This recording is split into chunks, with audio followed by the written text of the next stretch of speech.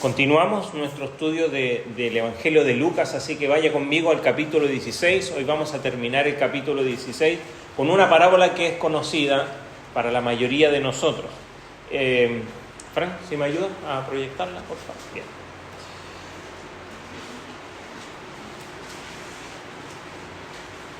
Capítulo 16 de Lucas, desde el verso 19 al 31 es lo que vamos a estudiar hoy.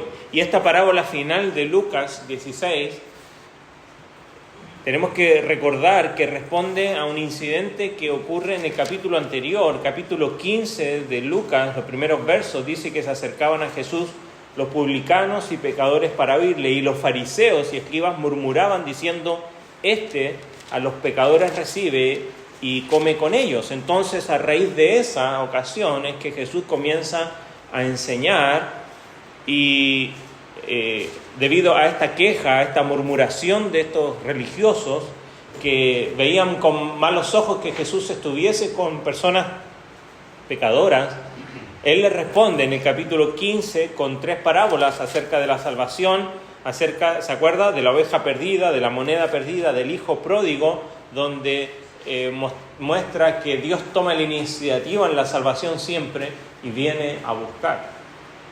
Y viene a buscar, como lo dijo en otros pasajes, ¿no? Él vino a buscar lo que se había perdido. No vino a los que están sanos, sino que vino a los enfermos. Y el capítulo 16 nos muestra parábolas que hablan acerca de la mayordomía. En cuanto ahí el verso 14 del capítulo 16 dice que oían estas cosas los fariseos y eran avaros, o sea, amaban el dinero y se burlaban de él. Y en medio de esta enseñanza, el Señor Jesús dice allí en el verso 13 que nadie puede servir a 2 señores, porque va a aborrecer a uno o va a amar al otro, ¿no? Se va a pegar a uno o va a menospreciar a otro, y no puede servir a Dios y al dinero al mismo tiempo. Entonces los fariseos, que eran amantes del dinero, se burlaban de él. Ellos eran considerados de alguna manera las personas más correctas, las personas más justas en este tiempo en Israel, pero Jesús, como Dios, conocía sus corazones como conoce el tuyo y el mío también. Exteriormente amaban a Dios, pero interiormente, en su corazón, lo que realmente amaban era el dinero. Y eso lo vimos, lo citamos estos últimos 2 domingos anteriores, 1 Timoteo 6:10, que dice que raíz de todos los males es el dinero.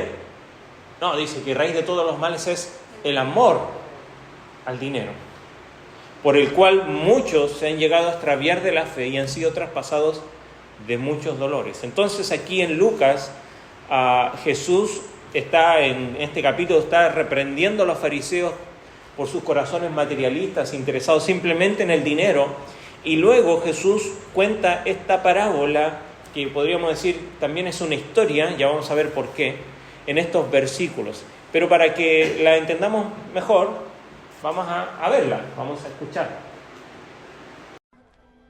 Había un hombre rico que se vestía lujosamente y daba espléndidos banquetes todos los días. A la puerta de su casa se tendía un mendigo llamado Lázaro, que estaba cubierto de llagas y que hubiera querido llenarse el estómago con lo que caía de la mesa del rico. Hasta los perros se acercaban y le lamían las llagas. Resulta que murió el mendigo y los ángeles se lo llevaron para que estuviera al lado de Abraham. También murió el rico y lo sepultaron. En el infierno, en medio de sus tormentos, el rico levantó los ojos y vio de lejos a Abraham y a Lázaro junto a él. Así que alzó la voz y lo llamó: «Padre Abraham, ten compasión de mí y manda a Lázaro que moje la punta del dedo en agua y me refresque la lengua, porque estoy sufriendo mucho en este fuego». Pero Abraham le contestó: «Hijo, recuerda que durante tu vida te fue muy bien, mientras que a Lázaro le fue muy mal. Pero ahora a él le toca recibir consuelo aquí, y a ti sufrir terriblemente. Además de eso, hay un gran abismo entre nosotros y ustedes, de modo que los que quieren pasar de aquí para allá no pueden, ni tampoco pueden los de allá para acá». Él respondió: «Entonces te ruego, Padre, que mandes a Lázaro a la casa de mi padre, para que advierta a mis 5 hermanos y no vengan ellos también a este lugar de tormento. Pero Abraham le contestó: ya tienen a Moisés y a los profetas, que les hagan caso a ellos. No les harán caso, padre Abraham, replicó el rico. En cambio, si se les presentara uno de entre los muertos, entonces sí se arrepentirían. Abraham le dijo: si no les hacen caso a Moisés y a los profetas, tampoco se convencerán, aunque alguien se levante de entre los muertos. Oramos un momento. Señor, te rogamos que tú puedas usar esta porción de tu palabra para que tu Espíritu Santo nos enseñe a cada uno según la necesidad de nuestro corazón las verdades que hay aquí en el Evangelio. Te lo rogamos en el nombre de Jesús. Amén. Hoy vamos a estudiar esta historia o parábola. ¿Y por qué decimos historia o parábola? Pues algunos piensan que esta podría ser una parábola histórica o una historia parabólica. No me voy a poner como los Lelutier, pero sí puede ser ambas al mismo tiempo. Sabemos que una parábola es una enseñanza, es una historia común, ¿no?, que quiere dejar una enseñanza, ¿no?, como la de la oveja perdida, como la de la moneda perdida, que son parábolas que son historias de la vida cotidiana. Pero aquí se presenta algo que pareciera que no es cotidiano. Sin embargo, tiene toda la forma de una parábola, pues nos deja una enseñanza. Y también se piensa que puede ser una historia, pues esta es la única parábola en que Jesús nombra a un personaje y le da nombre en medio de estas parábolas, como es el caso de Lázaro. Es el único pasaje también que describe a un hombre en el infierno. Entonces, algunos piensan, bueno, si es histórica, tenemos que estudiar allí cómo es el infierno en base a lo que nos dice aquí. Pero en ninguna otra parte de las Escrituras se nos menciona que aquellas personas que mueren van al seno de Abraham, por ejemplo. Entonces, en lo personal pienso que es una parábola. La intención, todo el contexto nos muestra que es una parábola. Pero al parecer Jesús intencionalmente usa personajes que eran probablemente conocidos para aquellos que están escuchando, quizás para nadie más. Por eso es que le da nombre a este personaje, al menos a uno, que es Lázaro. Yo creo que la mayoría de las ciudades pequeñas tienen un personaje conocido, ¿no?, que es alguien que está por las calles, que todo el mundo lo conoce, a veces se sabe su nombre y es conocido para todos. En mi barrio se llamaba El Tabo, ¿no?, y falleció hace poco. Y todos lo conocían, sabían que era el que estaba ahí por las calles, dormía en la calle y pedía ayuda. Y si uno lo utilizara en medio de una historia para enseñar algo, todos sabrían la referencia. Y al parecer, creo que este es el asunto aquí, todos sabrían la referencia de quién es Lázaro. El asunto es este: Lázaro es la persona con la que nos relacionamos en esta historia. Pero lo interesante es que Lázaro no dice nada, no dice una palabra en la historia, y pareciera que es el héroe ahí en la historia. Pero la parábola trata sobre el hombre rico. Yo les hice una encuesta el otro día, bueno, ¿dónde están la mayoría de las lecciones? Normalmente queremos identificarnos con Lázaro, ¿no?, ahí sufriendo, pero la verdad es que Cristo está diciendo esta parábola a los fariseos que aman el dinero, y Él quiere que se vean identificados no en Lázaro, sino que en el hombre rico. Y quiere que tú y yo también nos estamos identificados hoy con ese hombre, no con Lázaro, para que podamos sacar las lecciones que hay de lo que Él hizo y de lo que no hizo. Jesús, es interesante, no se molestó en darle nombre a este personaje. Lo más probable es que era conocido también por la comunidad. Al mencionar a Lázaro y saber dónde se ubicaba, identificarían probablemente a quién era ese hombre rico donde Lázaro pasaba las noches ahí afuera de su casa. Pero aunque no se le da nombre aquí, quizás podemos decir que el Señor no lo conocía, ni tampoco lo conoció en la vida próxima. Lo seguro es que de todas las lecciones que podemos aprender aquí en esta parábola, hay una en especial, o quizás una moraleja, una enseñanza allí, y es la siguiente: que tu respuesta a la palabra de Dios tiene consecuencias eternas. Te la repito. Quizás la enseñanza aquí en esta mañana es que la respuesta de nuestro corazón a la palabra de Dios va a tener consecuencias eternas. Y no somos conscientes todo el tiempo de que la manera en cómo yo respondo a la palabra de Dios no simplemente tiene consecuencias en lo que me pasa ahora, mañana, sino que tiene consecuencias en la eternidad. El hombre rico nos advierte, como dice un libro de un pastor de la prosperidad muy conocido que se llama Vive tu vida ahora, ¿no? Joel Osteen, pastor de las iglesias más grandes en Estados Unidos, ¿no? Supuestamente cristiano, y él tiene un libro que se llama así, Vive tu mejor vida ahora. Y ese es el evangelio, entre comillas, que se predica en muchos lugares y que a veces nosotros también nos creemos. Pero este hombre nos advierte que si vivimos nuestra mejor vida ahora, lo más probable es que viviremos una vida peor después. Entonces aquí vemos un hombre que vivió su mejor vida ahora, y estos versículos nos registran este contraste que hay entre este hombre rico y también este hombre llamado Lázaro, sufriente, el hombre más pobre. Ahora, como dijimos, esto lo mencionamos recién, las parábolas en el capítulo 15 nos hablan de salvación y luego en el capítulo 16 nos hablan acerca de la mayordomía, acerca de nuestra relación con el dinero. Y ambas, ¿no?, secciones están conectadas por este versículo 14, ¿no?, donde los fariseos, el Señor está descubriendo cuál era su corazón. A la misma manera que tú y yo, el Señor quiere descubrir tu corazón, no para Él, sino que para que tú y yo podamos conocer realmente cómo es nuestro corazón. Si hacemos otra encuesta ahí en el grupo quizás y preguntásemos, ¿alguien ama el dinero sobre todas las cosas? Y la mayoría de nosotros diríamos, no, nosotros amamos a Dios. Pero la verdad es que nuestros hechos son los que hablan de lo que realmente ama nuestro corazón. ¿Dónde está nuestra mayor prioridad? ¿Dónde invertimos más tiempo? ¿Dónde invertimos más fuerza? Es donde realmente está yendo nuestro corazón. Y el Señor lo dijo antes también aquí en Lucas, dice, porque donde esté vuestro tesoro está tu corazón. No dice donde está tu corazón, allí va a estar tu tesoro. Porque en nuestro corazón decimos, ama a Dios, sin duda. Entonces ahí está tu tesoro, ¿no? Dice, ¿cuál es tu tesoro? Muéstrame tu tesoro. ¿Qué es lo más preciado? ¿Por qué te afligirías tanto si lo perdieses? Puede ser el trabajo, la reputación, aún incluso tu familia, o puede ser el dinero, los bienes materiales. ¿Qué es? Entonces aquí vemos y vamos a comenzar viendo el contraste en la vida de estos personajes. Primero vemos el éxito aquí de este hombre rico. Su riqueza se describe al menos de dos maneras. Dice que él vestía muy bien. Fíjese los versos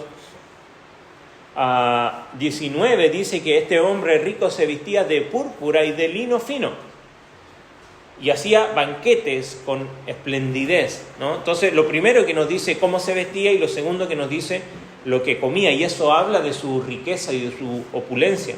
La gente en este tiempo se vestía simplemente con túnicas sencillas.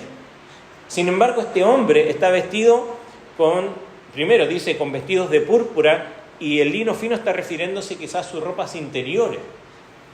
En este tiempo las personas no ocupaban ropa interior como nos vestimos nosotros en el día de hoy. Eso era simplemente resguardado para las personas que tenían mucho dinero. Y este hombre estaba vestido en sus ropas interiores con lino fino. Era un lino que se importaba de Egipto, que era carísimo. Pero lo que él vestía arriba incluso era más caro todavía. Estos vestidos de púrpura, hoy día se pueden teñir la ropa con tintes sintéticos y es más fácil hoy día que nosotros nos vistamos bien coloridos. Pero en este tiempo la ropa o era marrón claro o marrón oscuro. No había de más. Por ahí alguien tenía algo negro, algún tipo de lana, de una abeja más oscura, o medianamente blanco, porque tampoco existía el blanco como el que tenemos nosotros hoy día. Pero si alguien se llegaba a vestir de púrpura, encontré hace varias semanas atrás un documental de un hombre todavía ahí en Tiro, una ciudad ahí al norte de Israel, en el Líbano, que todavía cosecha, porque se cosecha, el tinte púrpura de un molusco, de un marisco, ¿no? Él saca los mariscos, saca de adentro parte de este molusco, lo separa, no es todo lo que está adentro, lo separa, que es ese tinte púrpura, los deja secar, los muele, los pone en vidrio, ¿no? En placas de vidrio para que se sequen, luego los raspa para que este polvo lo pueda colar, ¿no? Y pasar a otro. De toda la cosecha de una zafra de 2 o 3 meses, no alcanza a llegar a veces a 1 kilo de eso. Y eso aún sigue siendo caro en el día de hoy. Y en ese tiempo, solo las personas... Por eso el púrpura estaba dedicado para la realeza. Solo la realeza se vestía de púrpura. Y este hombre no era alguien que tenía un poquito más de dinero. Era para ser un hombre con mucha opulencia. Y su riqueza se describe de esta manera, en cómo él se vestía, ¿no? Pero también en lo que él comía o cómo comía. La mayoría de la gente en este tiempo sobreviviría a lo menos con una comida al día. No como nosotros, que algunas son 3, 4 o 5. Yo sé que algunos por dieta comen 5 veces en el día, menos, espero, ¿no? Pero en este tiempo mucha gente con suerte podía comer 1 vez al día. A veces pasaban días sin comer. Pero este hombre, mientras otros luchaban con el hambre, este hombre tenía un banquete en su mesa, dice allí, cada día hacía un banquete con esplendidez. Todos los días tenía comida gourmet allí servida. Sería para nosotros quizá ir como a comer a un restaurante así de alta alcurnia allí, ¿no? Bien carito, todos los días. No hay bolsillo que resista, sin duda, ¿no? Y este hombre todos los días tenía un banquete en su casa. Ahora, el contraste con Lázaro, según lo que nos describe aquí la historia o esta parábola, nos dice que este hombre a lo menos lo describe con 4 cosas. Primero, que no tenía hogar, no tenía casa. Dice allí, estaba un mendigo llamado Lázaro que estaba echado a la puerta de aquel hombre, ¿no? Y lo describe lleno de llagas y ansiaba saciarse de las migajas que caían de la mesa del rico. Aún los perros venían y lamían sus llagas. Entonces, lo primero que dice que este hombre no tenía casa, incluso cuando dice que estaba ahí a la puerta de la casa de este hombre, no era una puerta, la palabra que se ocupa ahí no es la puerta sencilla que nosotros nos describimos para entrar a un lugar, sino que es un pórtico, ¿no? Es una puerta ornamental allí, ¿no? Hablando de una casa o de una mansión. Entonces dice que él estaba ahí echado y nos dice su nombre, como mencionábamos recién. No debemos confundirlo con el Lázaro que aparece en Juan capítulo 11, que es el hermano de Marta y María. Ahora, el nombre Lázaro tiene un significado, significa Dios ayuda, aunque vemos que en la historia pareciera que no lo hace. Pero es descrito así, no tenía casa, estaba enfermo, porque dice que estaba cubierto de llagas. Allí la palabra se ocupa solamente aquí, no se ocupa en ninguna otra parte en el Nuevo Testamento, y es una palabra para referirse a úlceras que están expuestas, ¿no? Que son llagas que están expuestas ahí, no solamente al dolor, sino que a la contaminación del hecho de estar en la calle, en el piso, aún más, ¿no? Cuando dice allí que venían los perros y lamían sus llagas. Estaba demasiado débil para poder moverse de ese lugar. Dice que estaba hambriento porque dice que deseaba saciarse con lo que caía de la mesa del rico. No sabemos qué es lo que podría caer, pero dice ahí, al referirse a migaja, la palabra que se ocupa es un tipo de pan que se utilizaba muchas veces como utensilio, ¿no? ¿Recuerdan? Se comía con el pan, muchas de estas cosas. Y a veces eso incluso servía de servilleta. Y a muchos de estos pedazos no se comían, simplemente eran utensilios y tiraban al piso. Y ese hombre deseaba comer eso que era el desperdicio de esta comida, y él deseaba comer eso para saciar su hambre. Y por último dijimos, era alguien sin hogar, estaba enfermo, hambriento, y por último estaba indefenso. Dice ahí que los perros venían a lamer sus llagas. Si bien los perros han sido domesticados hace miles de años, pero la historia, por lo menos en el primer siglo, nos cuenta que para los judíos al menos, los perros no eran un animal considerado como como lo consideramos nosotros, ¿no? Del hogar, de la casa. Entonces lo más probable es que estos perros que venían no eran perros domésticos, eran perros salvajes de la calle. Entonces lo que venían a hacer con este hombre no era venir a abrigarles ahí en su estado. Entonces vemos a este hombre que no tenía fuerza ni siquiera para ahuyentar a estos perros, y sin duda es allí la mejor descripción que podíamos dar de un hombre que no tiene esperanza, que su vida está completamente en destrucción, es un desastre. Sin embargo, este contraste en la vida también nos muestra otro contraste.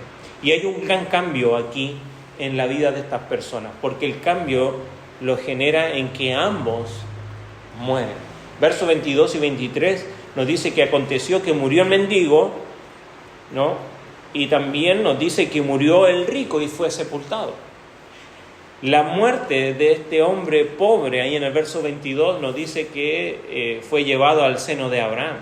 Entonces, cuando finalmente murió, es posible que nadie se diera cuenta de que él había muerto, como sucede con muchas personas, tristemente aún en el día de hoy.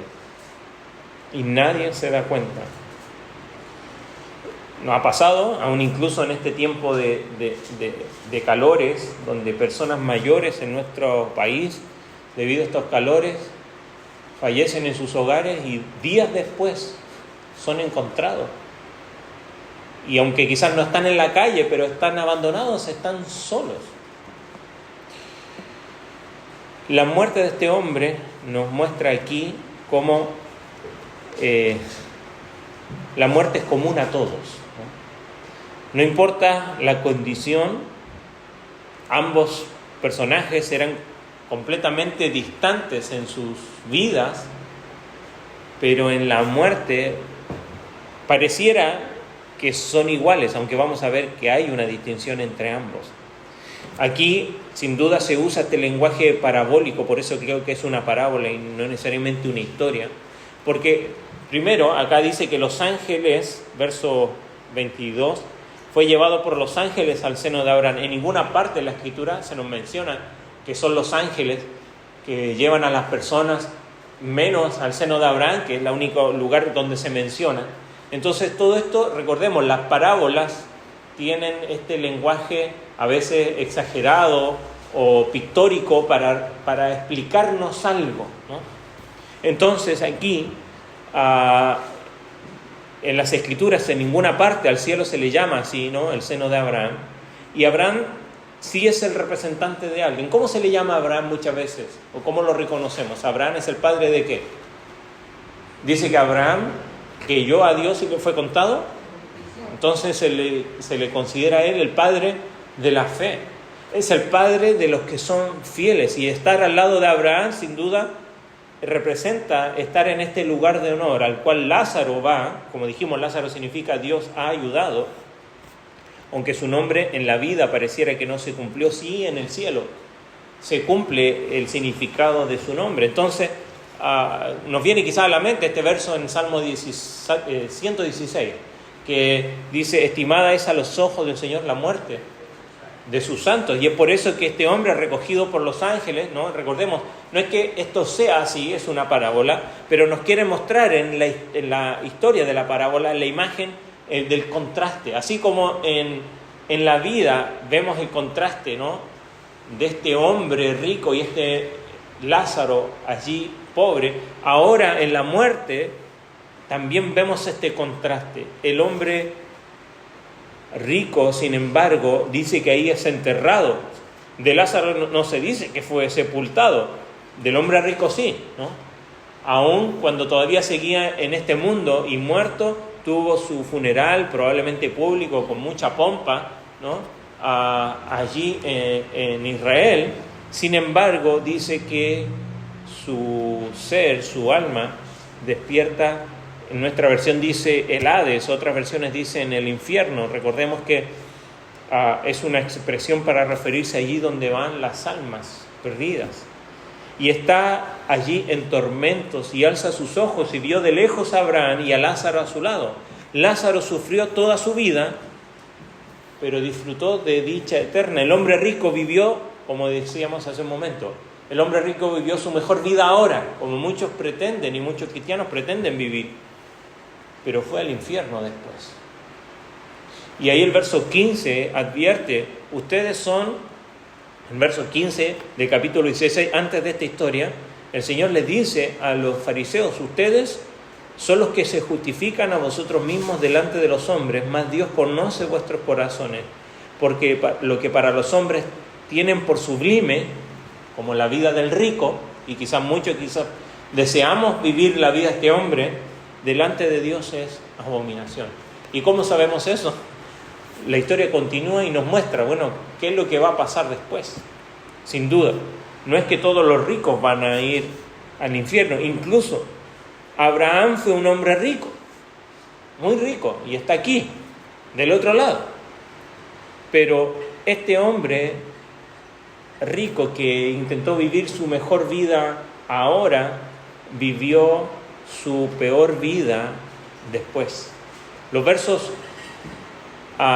19 ahí al 23 nos narran la muerte de estos dos hombres, pero del 24 en adelante nos comienza a narrar, y quizás ya nos vamos acercando al corazón de esta parábola, nos comienza a enseñar y mostrar la conversación entre este hombre rico y Abraham. Recordemos, es una parábola, esto no está sucediendo en la vida real, pero sí nos está mostrando lo que sucede cuando el corazón está gobernado por el amor al dinero. Tiene consecuencias eternas. ¿Y qué es lo que sucede aquí? Este hombre hace una petición para él y para sus hermanos. Fíjense, verso 24. Él dando voces dijo, Padre Abraham, ten misericordia de mí y envía a Lázaro para que moje la punta de su dedo en agua y refresque mi lengua porque estoy atormentado en esta llama. Pero Abraham le dijo, hijo, fíjese cómo se refiere a él, hijo, acuérdate que recibiste tus bienes en tu vida y Lázaro también males, pero ahora este es consolado aquí y tú atormentado. Y ahora vemos nuevamente el contraste aquí. Lo primero que él hace es interesante. Verso 24 nos dice que él hace una petición. Pero si nos damos cuenta y miramos más profundamente, esta petición es una petición para él. Es una petición egoísta. El hombre rico se dirige a Abraham como padre, ¿no? Aunque no sabemos la historia de él anteriormente, pero esto nos quiere representar que él tenía alguna afiliación con la religión, ¿no? El que sea rico no nos dice que no conocía a Dios, sino que él tenía conocimiento de Dios y de su palabra. Y le dice a él sabía quién era Abraham, ¿no? Pero aún así está aquí en el infierno. Y él suplica por misericordia. Ahora, la manera en cómo lo hace es interesante. Parece que su forma de vivir en el pasado, en la tierra, no ha cambiado aun cuando está en este lugar de tormento. Porque él da instrucciones. Él dice, envía a Lázaro. Él no muestra pesar, ni remordimiento, ni arrepentimiento. Todavía él piensa que es el gran Señor que vivía allí en este mundo donde él podía dar instrucciones y se hacía lo que él mandaba. No se preocupa por nadie más que sí mismo. Él ignoró a Lázaro cuando estaba en su puerta y cuando él está en el infierno, todavía sigue ignorándolo y pide que él sea enviado para consuelo propio. Simplemente él quería una gota de agua para aliviar su angustia y él la llama su pedido. Nos dice y nos enseña una cosa, que el infierno es realmente terrible y que es real. Aunque aquí estamos en una parábola, nos describe que el infierno es real y que el tormento y el sufrimiento en el infierno es real. Y este hombre está padeciendo, pero aún después de muerto su corazón sigue tan duro que simplemente piensa en él, no se arrepiente, no hay sentido de remordimiento, quiere dar instrucciones como lo hacía en este mundo, aún incluso mandar a este hombre que lo ignoró toda su vida, que siga siendo su siervo. Pero vemos que la petición, Abraham, verso 24, le fue denegada. Esto es imposible. Dice verso 26, además de todo esto, una gran cima, una cima allí es un abismo, está puesta entre nosotros y vosotros, de manera que los que quieren pasar de aquí a vosotros no pueden ni de allá pasar para acá. La petición de él fue denegada, y esto nos muestra algo, que el juicio de Dios siempre es justo. Abraham le recordó, después de esta petición, le recordó al hombre rico su vida en la tierra, que él tuvo cosas buenas y Lázaro tuvo cosas malas, y cuando habla de bienes indica que el hombre rico no fue al infierno simplemente porque era rico, como mencionábamos recién. Abraham fue rico y no está allí.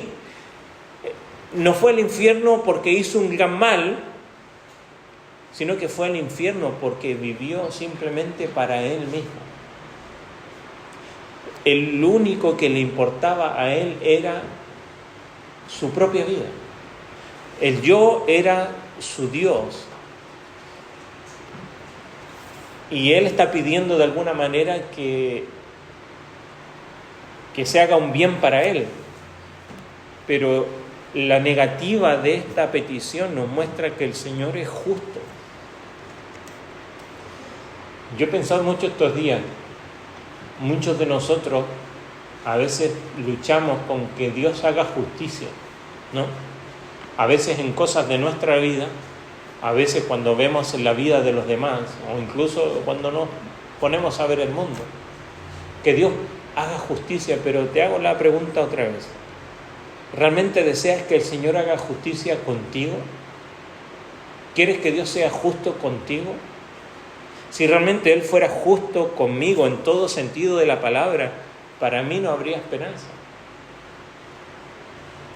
Por eso es que confiar en Cristo y venir a Cristo es lo que nos salva precisamente de la justicia de Dios. Las cosas malas que Lázaro sufrió en esta vida nunca fueron abordadas, y muchos de nosotros a veces queremos que Cristo haga justicia y que libere de muchas cosas a las personas en este mundo y aún incluso en nuestras vidas, pero Jesús no promete que las desigualdades o incluso que las injusticias en esta vida se van a solucionar en esta vida. Algunas sí, incluso la iglesia es llamada a atender muchas de ellas. Lo vemos en el libro de Hechos, lo vemos en los mandatos que tenemos luego en las cartas, lo vemos en el ejemplo de Cristo. Pero nuestra esperanza no está en que se solucione en esta vida. Nuestra esperanza debe estar en estas palabras que están aquí. Dice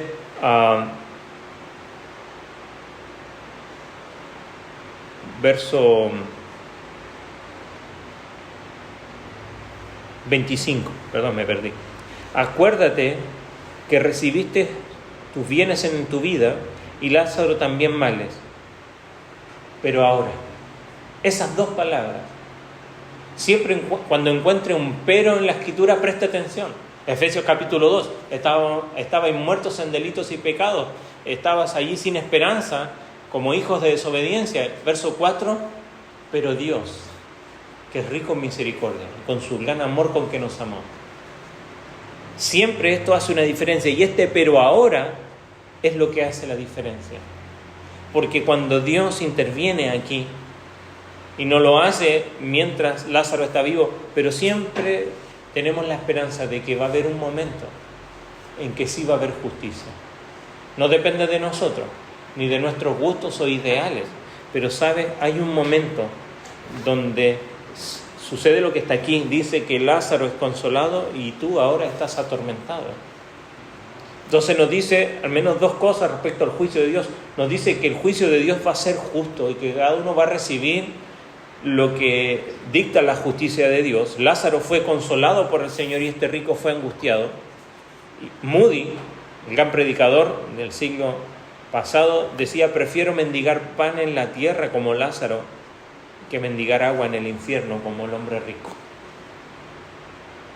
Pero segundo, también nos dice que el juicio de Dios va a ser definitivo. Después de que Dios dictamine, no hay manera de revocarlo. ¿Y en qué lo notamos? Lázaro, o sea, el rico pide, ¿no?, que Lázaro venga, y le lleve consuelo a su tormento. Y el verso 26 nos dice que Abraham dice, hay una cima aquí, hay un gran abismo puesto aquí, ¿no? Y como decía un comentarista, el infierno ha sido separado eternamente del cielo por decreto divino. Dios lo ordenó para que los que quisieran pasar de aquí a vosotros no puedan. Ahora, piensen lo siguiente. Si alguien está en el infierno, ¿dónde quiere ir? Si está en el infierno y en el cielo, y llega al infierno y sufre el tormento allí, como lo vemos el rico, ¿a dónde quisiera estar? En el cielo. Ahora, si usted está en el cielo y ve a gente sufriendo en el infierno, ¿dónde querría estar? Y quedarse allí. Pero es interesante que lo primero que nos dice, no nos dice que los que quieren pasar del infierno al cielo no pueden. Dice lo contrario. Dice que los que quieren ir del cielo al infierno no pueden ir. Y uno se pregunta, ¿quién quisiera hacer eso? Creo que a propósito la historia de Cristo es narrada así.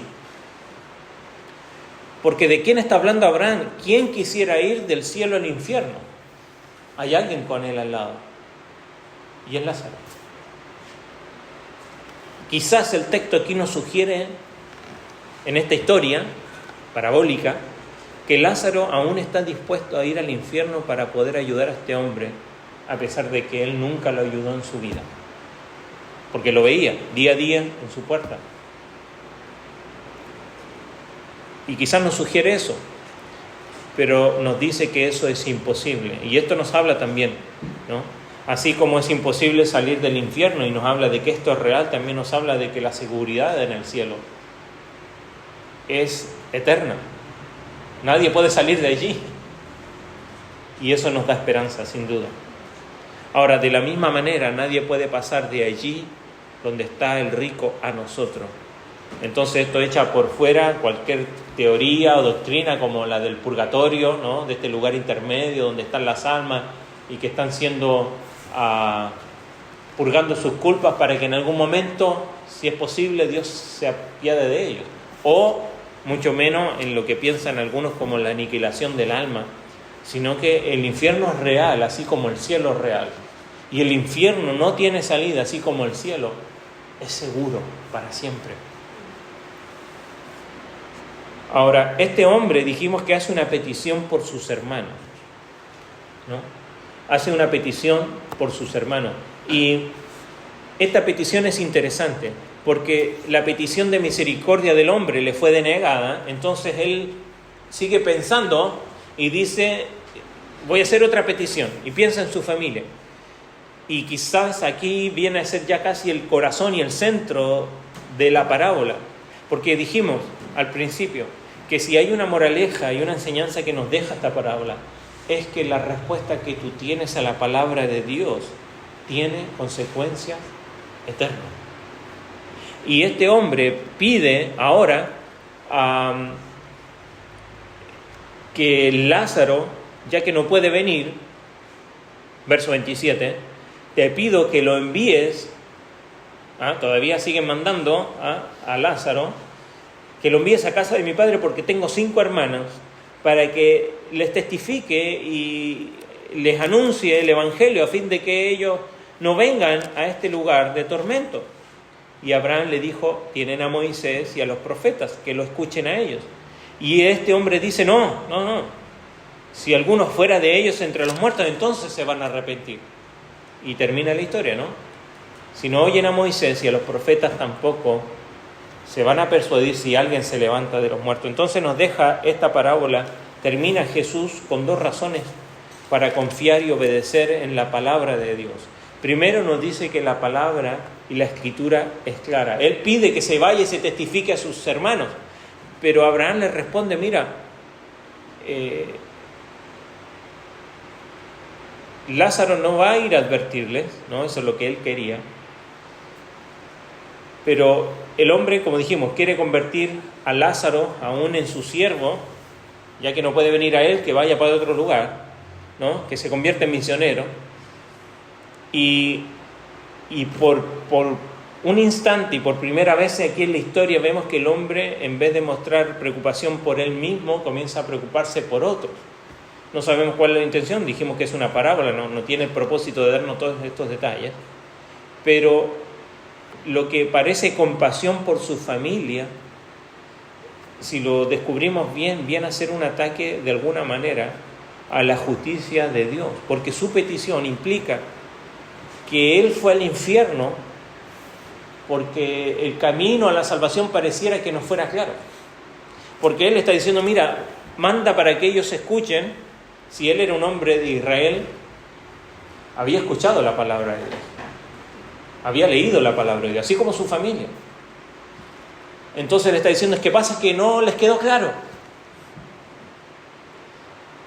Pero déjeme decirle que el Evangelio y la palabra de Dios es bastante clara.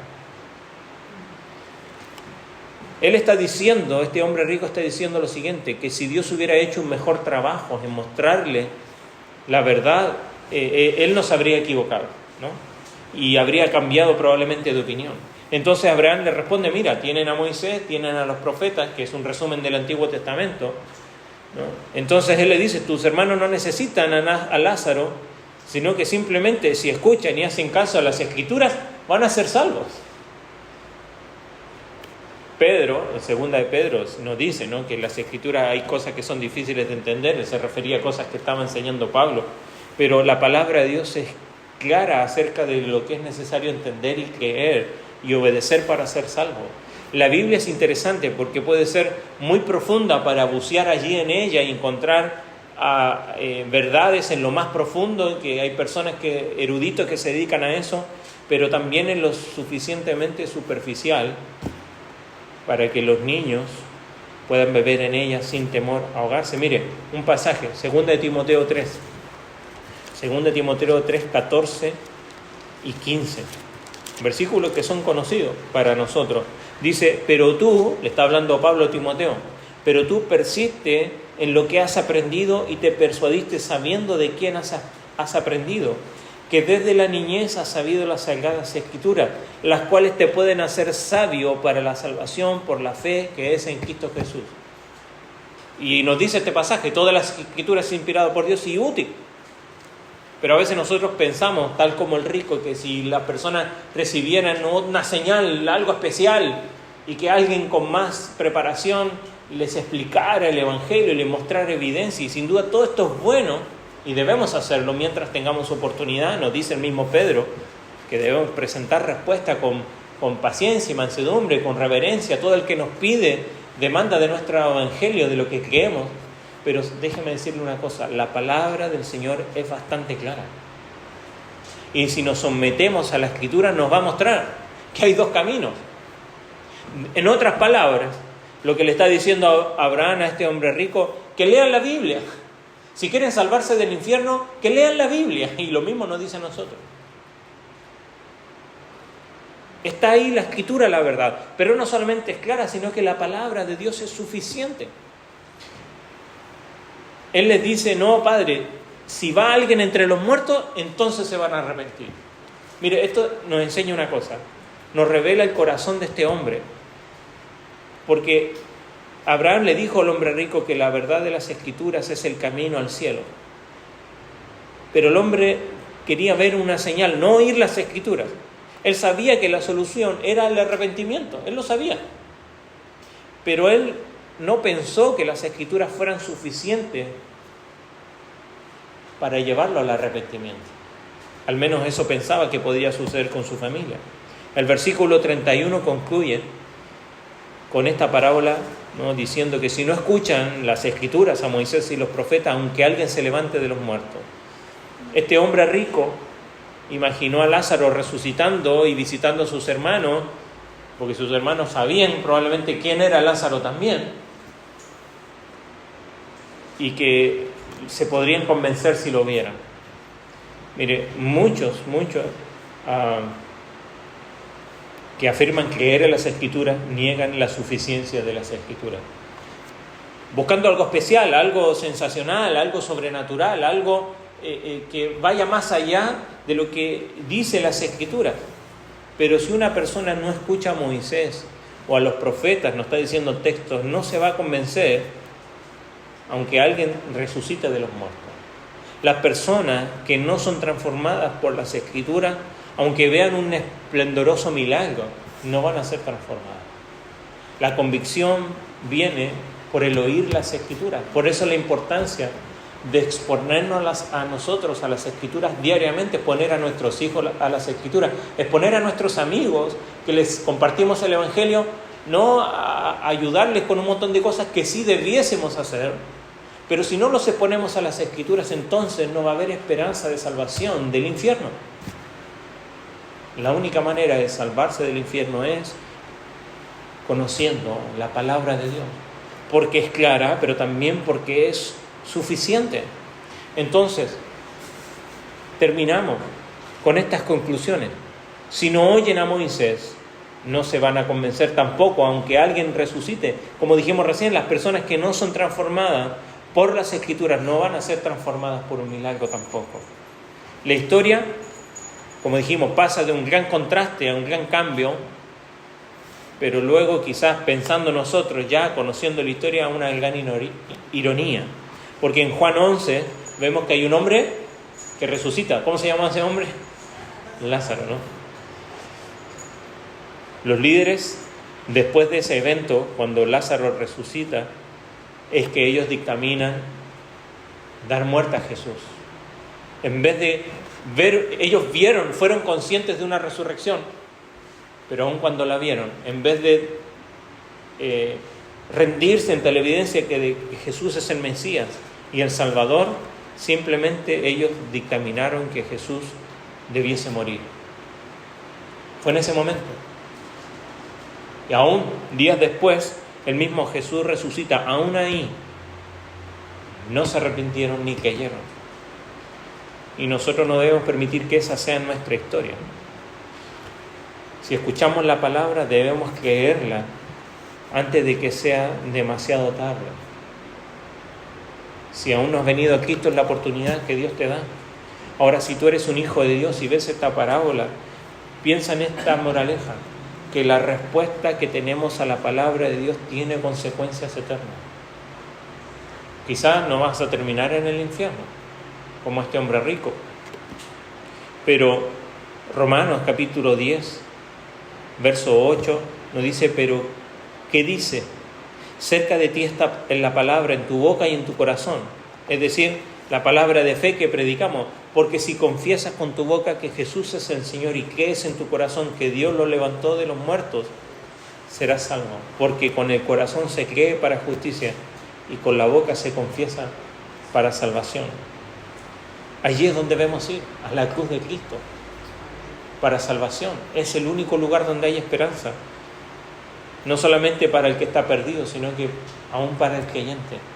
La esperanza sigue estando en la cruz, no en tu fuerza, no en lo que tú puedes hacer, sino que en cómo respondes a la palabra de Dios, porque la palabra de Dios sigue siendo justa, sigue siendo clara, sigue siendo suficiente.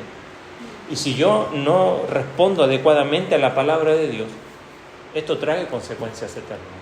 Y Corintios capítulo 3 nos dice que lo que nosotros construimos como hijos de Dios, lo construimos con materiales. Algunos construyen con oro, plata y piedras preciosas. Otros construyen su vida cristiana con madera, heno o hojarasca.